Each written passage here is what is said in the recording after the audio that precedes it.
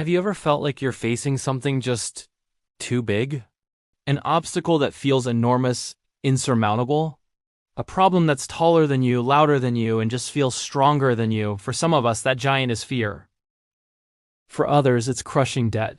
Or maybe it's a constant battle with depression, sickness, or that quiet, nagging voice of self-doubt. These moments can make us feel small, weak, and completely alone. But there's a powerful reminder in the Bible in Psalm 27 that says, "The Lord is my light and my salvation, whom shall I fear?" Before we even start talking about the giant you're facing, let's talk about the God who is standing right behind you.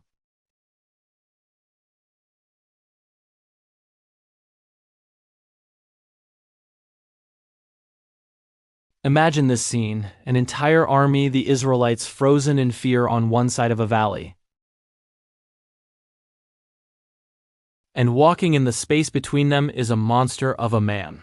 His name is Goliath. He's over 9 feet tall, decked out in heavy armor that glints in the sun, and his voice booms across the valley like thunder.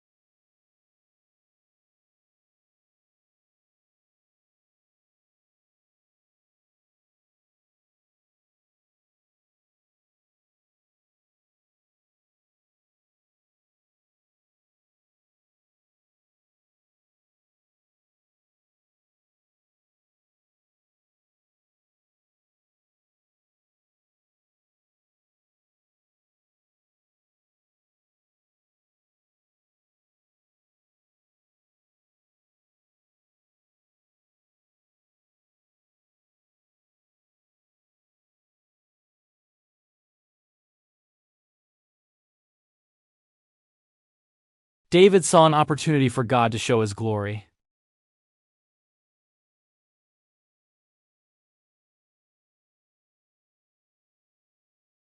David didn't have the army's resources, the weapons, or the training. But he had the right perspective. He wasn't looking at the giant, he was looking at the God standing behind him. And that changed everything.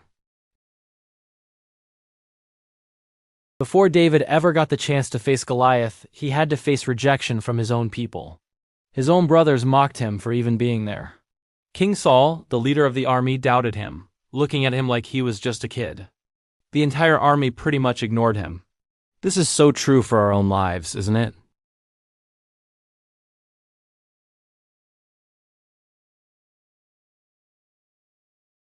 But David's response was unshakable.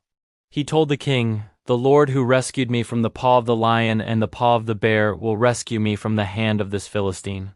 He wasn't bragging. He was pointing to his track record with God. Your past victories, no matter how small they seem, are proof that God can and will handle your next battle. So the stage is set for a battle nobody expected. Goliath sees this young boy walking towards him with nothing but a shepherd's staff and a sling, and he just laughs. He's insulted, but David doesn't flinch.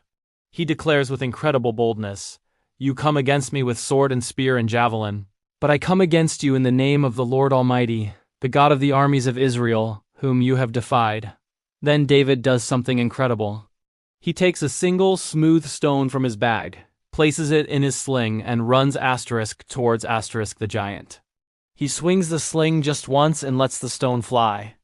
That one stone flies straight and true, embedding itself right in Goliath's forehead.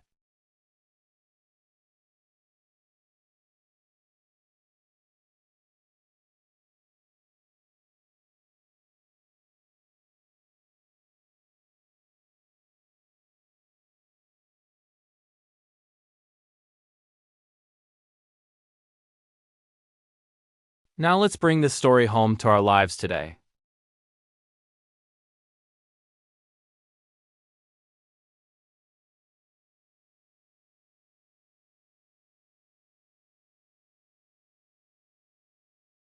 Your past mistakes define who you are, forever. You're going to fail, so why even try? These are giant lies.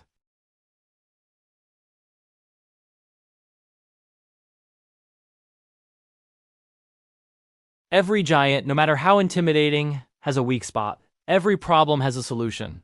And every single battle has a guaranteed victory when God is involved.